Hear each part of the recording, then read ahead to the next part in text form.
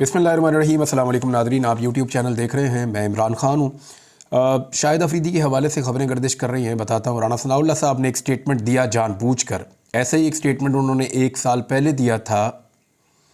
इसके पीछे क्या गेम है ये भी मैं आपको बताता हूँ। उसके अलावा इमरान खान साहब का खाना गिना जा रहा है, नवाले गिने जा रहे हैं कि वो कितना खाना खाते हैं और कितने का खाना वो खा गए हैं।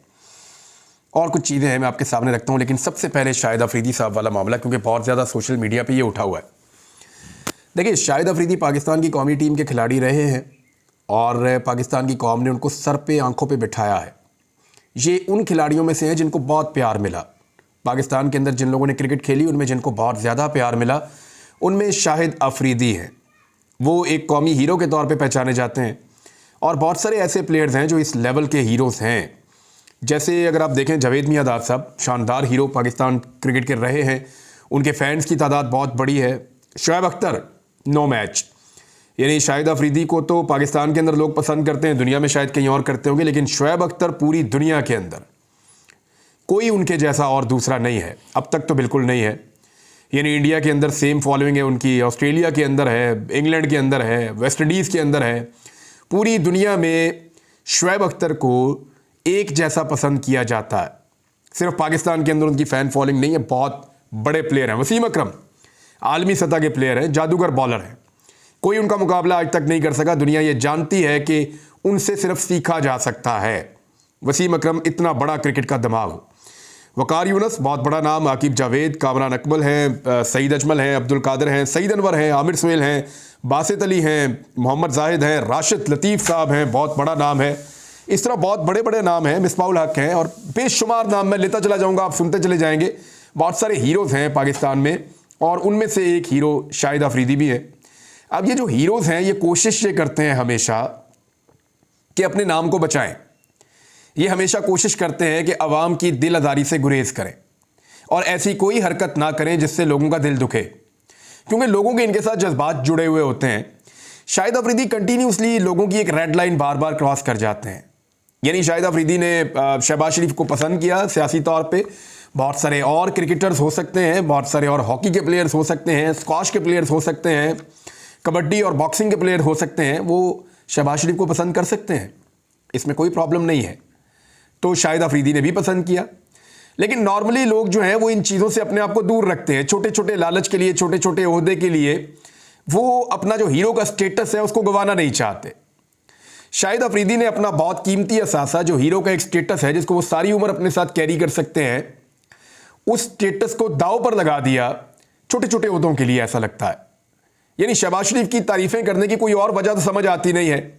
यानी पूरी दुनिया ये मानती है, पाकिस्तान के शहरी ये मानते हैं, पाकिस्तान के इदारे ये मानते हैं, सबको पता है कि शहबाज शरीफ साहब की काबिलियत जो है वो ये है कि उन्होंने अच्छे खासे चलते हुए मुल्क का बेड़ा गर्क कर दिया था, इकॉनमी का भी, महंगाई के मामलात में भी, लॉ एंड ऑर्डर के मामलात में भी, और हर चीज़ के अंदर पाकिस्तान को नीचे लेकर गए शहबाज शरीफ साहब। अब सबको पता है कि वो किस नौइयत के एडमिनिस्ट्रेटर हैं और उनकी काबिलियत क्या है। उंगली पकड़ के तो उनको चलाना पड़ता है।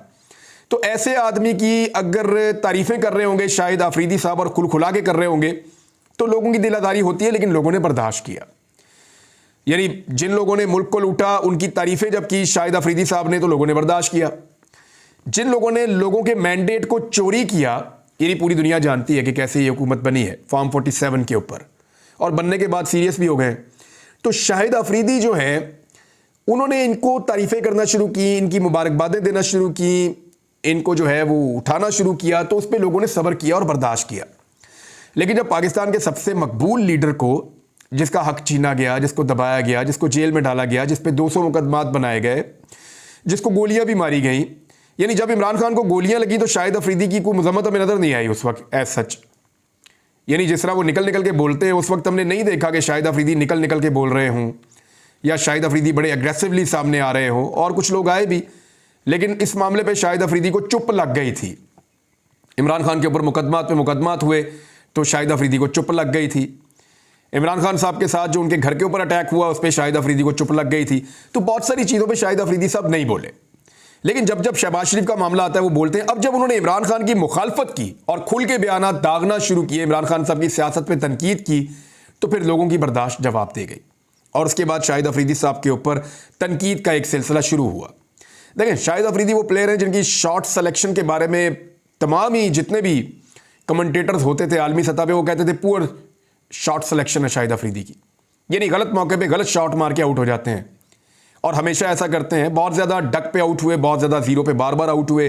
पाकिस्तान टीम को कई मरतबा ज़रूरत थी, उन्होंने मैच जितवाए भी, जो बड़े यादगार। इंडिया से एक बड़ा अच्छा मैच जितवाया था शाहिद अफरीदी ने, तो ऐसा मैच जितवाने पे तो 7 खून माफ़ होने चाहिए। लेकिन उसी शाहिद अफरीदी ने बहुत सारे मैच आपको हरवाए भी, और सिर्फ जो है वो एक गलत शॉट खेलते हुए। तो यहां शाहिद अफरीदी गलत शॉट खेल गए, यानी उनको अपना जो हीरोगिरी का स्टेटस है, जो उनका हीरो का एक स्टेटस है, वो उसको रखना चाहिए था और ऐसी चीज़ों से गुरेज करना चाहिए था जिससे पब्लिक का दिल दुखे। यानी शाहिद अफरीदी को आप कभी नहीं देखेंगे कि वो कभी जुल्म के खिलाफ बोले, कभी जबर के खिलाफ बोले, या शाहिद अफरीदी को कभी आप देखेंगे वो ऐसी चीज़ों के खिलाफ बोले कि जहां पे लोगों के साथ ज्यादती हो रही है, कभी नहीं बोलेंगे। वो जब बोलेंगे शहबाज शरीफ के हक में बोलेंगे, पीडीएम के हक में बोलेंगे और इमरान खान के खिलाफ बोलेंगे। अब पता नहीं कैसे वो मजबूर हो जाते हैं सारा कुछ करने पे। एक मजबूत शख्सियत होनी चाहिए। अगर कोई शख्स कौमी हीरो है और लोग उसको पसंद करते हैं तो उसको हौसला करना चाहिए और जो ठीक बात है वो उसको कहनी चाहिए। और अगर वो ऐसा नहीं करेंगे तो जो उनके साथ हो रहा है ये उनको बर्दाश्त करना पड़ेगा। पाकिस्तान की आवाम है भैया, आम आदमी है पाकिस्तान का, वो अपना मौक़िफ़ देने से डरता नहीं है। तो मुझे सुनने में ज़रा थोड़ा सा अजीब लगता है, देखने में भी मेरे दिल मेरा बुरा होता है जब शाहिद अफरीदी जैसे आदमी को, जिसको कौम ने हीरो करार दिया हो, उनको ऐसी तनकीद का सामना करना पड़ता है जो उनके अपने किए धड़े के नतीजे में उनके सामने आ जाती है। राना सनाउल्लाह का स्टेटमेंट। राना सनाउल्लाह ने पहले भी एक स्टेटमेंट दिया था, अब दोबारा स्टेटमेंट दिया है। राना सनाउल्लाह का ये कहना है कि इमरान खान साहब अगर आ गए या वो बच गए तो हम नहीं बचेंगे, वो किसी को नहीं छोड़ेंगे, वो ये कर देंगे, वो कर देंगे। वो ऐसी खौफनाक पिक्चर ड्रॉ करते हैं, ये उन्होंने 1 साल पहले भी किया था। यही स्टेटमेंट इमरान खान ने दोबारा दिया कि इमरान खान या तो रहेगा या हम रहेंगे। और जिस तरह उन्होंने स्टेटमेंट दिया है उसमें दिखाई ये देता है कि अगले 6 माह में इमरान खान को एलिमिनेट करना, यानी खुदा ना खास्ता उनकी जान को खतरा हो सकता है। ये राना सनाउल्लाह साहब के स्टेटमेंट का लुब्बे लुबाब है। एक्चुअली वो कहना क्या चाहते हैं, ज़रा इस पर आप गौर कीजिए। 5 नुक्ते हैं उनके स्टेटमेंट में से जो निकलते हैं। नंबर 1, राना सनाउल्लाह उन तमाम लोगों को डराना चाहते हैं जिन्होंने इमरान खान साहब के साथ बुरा किया है कि बच जाओ, अगर ये बंदा बच गया तो ये तुम्हें नहीं छोड़ेगा। एक तो ये वो तासुर कायम करना चाहते हैं। दूसरा, वो इससे ये टारगेट अचीव करना चाहते हैं कि इमरान खान साहब को एक फाशिस्ट रहनुमा साबित करने की कोशिश की जाए ताकि आलमी सतह के ऊपर भी उनका इमेज खराब हो। नंबर 3, वो तहरीक इंसाफ के कारकुनों को भड़काना चाहते हैं, उनको वर्गलाना चाहते हैं कि देखो आपके लीडर की जान को खतरा है। वो एक किस्म का फ्लेयर अप कर रहे हैं माहौल को। नंबर 4, इमरान खान साहब की मौजूदगी में फिलहाल पीएमएलएन की या पीडीएम की जमातों की सियासत दफन हो चुकी है। यानी आप कहीं भी पाकिस्तान में सियासत पे बात करें, आप इमरान खान से बाहर निकल ही नहीं सकते। कोई टॉक शो कर लें, उनका नाम लेने पे, उनकी तस्वीर दिखाने पे पाबंदी तो हो सकती है, लेकिन आप उसके बगैर अपना काम नहीं चला सकते। लोग सुनने ही नहीं चाहेंगे, लोग बात ही नहीं करना चाहेंगे। तमाम मीडिया सोशल मीडिया पे दिन रात इमरान खान को दिखा रहा है और अपने मेन मीडिया पे दिखा नहीं पाता, क्योंकि वो भी ये जानते हैं कि इसके बगैर उनकी क्रेडिबिलिटी भी नहीं रहेगी। तो मामला ये है कि इमरान खान साहब की मौजूदगी में बाकी सबकी सियासत दफन हो रही है। तो इमरान खान साहब की मौजूदगी से खतरा जो है ये राना सनाउल्लाह साहब को खटकता है। और 5वां राना सनाउल्लाह साहब का जो मकसद है वो ये है कि वो ये चाहते हैं कि उनके दौर में जो कुछ हुआ उस पर पर्दा पड़ा रहे और अब कोई ऐसा तमाशा लगे जिसके बाद इमरान खान साहब के खिलाफ जो उनके दौर में हुआ वो लोग भूल जाएं। तो मैं आपको कुछ एक कंपैरिजन मैंने आपके सामने रखना है और बिल्कुल फेयर कंपैरिजन है, मैं आपके सामने शो कर देता हूं कि पीडीएम की हुकूमत और इमरान खान की हुकूमत में से कौन ऐसा था जो बदला लेता है, कौन ऐसा था जो फाशिस्ट है, कौन ऐसा था जो जुल्म और बर्बरियत पे यकीन रखता है, कौन ऐसा है या ऐसा था जिसने जुल्म के पहाड़ तोड़े हैं, जो दूसरे को छोड़ने के ऊपर यकीन ही नहीं रखता। यानी जितने एलिगेशंस राना सनाउल्लाह साहब इमरान खान साहब पे लगा रहे हैं, इन पे पूरा कौन उतरता है, पीडीएम की हुकूमत या इमरान खान? तो मैं कुछ चीज़ें आपको बता देता हूं। इमरान खान के दौर में लॉन्ग मार्च की इजाज़त दी गई, पीडीएम के दौर में लॉन्ग मार्च से मना कर दिया गया। नंबर 2, इमरान खान के दौर में पूरे इस्लामाबाद को कंटेनर्स के साथ कभी नहीं भरा गया, लेकिन हमने देखा कि पीडीएम के दौर में इस्लामाबाद में कंटेनर्स का एक जंगला था, हर तरफ कंटेनर्स ही कंटेनर्स थे। नंबर 3, इमरान खान के दौर में सूबों के दरमियान रास्ते बंद नहीं किए गए, लेकिन पीडीएम के दौर में सूबों के दरमियान रास्ते बंद कर दिए गए और एक सूबे से आने वाले एहतजाज को वहीं पर रोकने की पूरी कोशिश की गई। नंबर 4, इमरान खान के दौर में इस्लामाबाद में धरने की इजाज़त दी गई। फजल रहमान साहब आए, लॉन्ग मार्च लेकर आए, मरियम नवाज साहब आई, उनके साथ हमजा शहबाज थे, बाकी लोग भी थे, महंगाई के बयानिए के साथ आ रहे थे। बिलावल भुट्टो जरदारी भी आए ट्रेन के ऊपर मार्च निकालते निकालते। ये सारे इस्लामाबाद पहुंचे, इन्होंने आकर धरना दिया, इमरान खान साहब ने इजाज़त दी। लेकिन इमरान खान साहब को इस्लामाबाद में धरने की इजाज़त पीडीएम के दौरे हुकूमत में नहीं दी गई। सियासी कारकुनों को जो गिरफ्तार किया गया इमरान खान साहब के दौर में कुछ स्पेसिफिक केस के ऊपर गिरफ्तार किया गया। ऐसा नहीं हुआ कि लोग बाहर निकले और दफा 144 लगा के 500 बंदे आज उठा लिए, 200 बंदे कल उठा लिए, दहशतगर्दी के इतने मुकदमे कर दिए, ऐसा नहीं हुआ। लेकिन हमने देखा कि पीडीएम के दौरे हुकूमत में हजारों सियासी कारकुनों पर क्रैकडाउन किया गया और उन्हें गिरफ्तार किया गया। लगभग 20,000 कारकुन गिरफ्तार हुए। इमरान खान ने ऐसा कोई बदला पीएमएलएन के, पीपल्स पार्टी के, फजलुर रहमान के कारकुनों से नहीं लिया। मैं सियासी जमातों की बात कर रहा हूं। और दूसरी जानिब जो है, हाँ, तहरीक लब्बैक के मामले के ऊपर एक एक्सेप्शन मौजूद है, लेकिन सियासी जमातों के मामले में इमरान खान साहब ने सियासी कारकुनों से बदला नहीं लिया और इतने बड़े पैमाने पर कभी गिरफ्तारियां नहीं हुई। बल्कि अगर आप परसेंटेज में देखें तो 5% भी नहीं बनती गिरफ्तारियां जो इमरान खान साहब के दौरे हुकूमत में हुई, जितनी गिरफ्तारियां पीडीएम ने अपने दौरे हुकूमत में कारकुनों की हैं। घरों के अंदर कम से कम कारकुनों को अमान हासिल था इमरान खान के दौर में, लेकिन पीडीएम के दौरे हुकूमत में घरों पर छापे मारे गए, चादर और चार दीवारी का तकद्दुस पामाल किया गया। इमरान खान साहब के दौर में कराची के अंदर सिंध हुकूमत के ज़ेर एहतमाम गिरफ्तार किया गया मरियम नवाज साहिबा के घर पे छापा मार के, वहां से गिरफ्तार किया गया कैप्टन सफदर को, जिस पे बहुत शोर मचाया गया था। फिर फरियाल तारपुर साहिबा को एक जगह से जेल में शिफ्ट किया गया, इसके ऊपर बहुत शोर मचाया गया। लेकिन पीडीएम के दौरे हुकूमत में बहुत बड़ी तादाद में खवातीन को बार बार गिरफ्तार किया गया, उनकी इमलाक को नुकसान पहुंचाया गया, उनकी गाड़ियों को तोड़ा गया, उनके ऊपर टॉर्चर किया गया, उनको सड़कों पर घसीटा भी गया। तो पीडीएम और इमरान खान में यह फर्क तो है।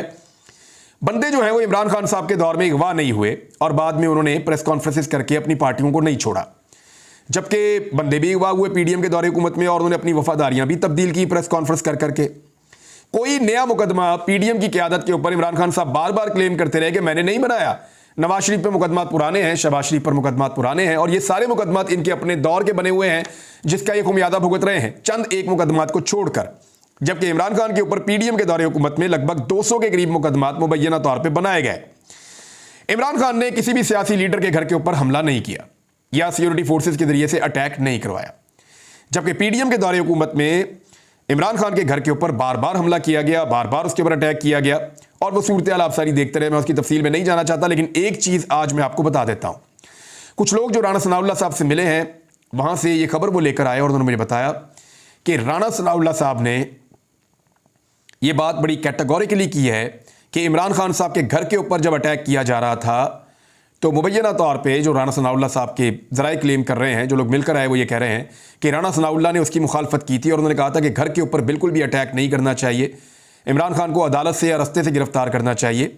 अगर एक घर के ऊपर इस तरीके से फोर्सेस अटैक करेंगी या जाके उनको गिरफ्तार किया जाएगा तो कल को यही सूरत हाल बाकी घरों के ऊपर भी होगी और ये एक ऐसी रवायत आ जाएगी जो पाकिस्तान में पहले नहीं थी। ये राणा सनाउल्लाह साहब की एक तजवीज़ थी, जिसपे अता तारड़ और मरियम नवाज साहिबा की जानिब से बड़ा दबाव आया और उन्होंने कहा नहीं जी नहीं पकड़ो।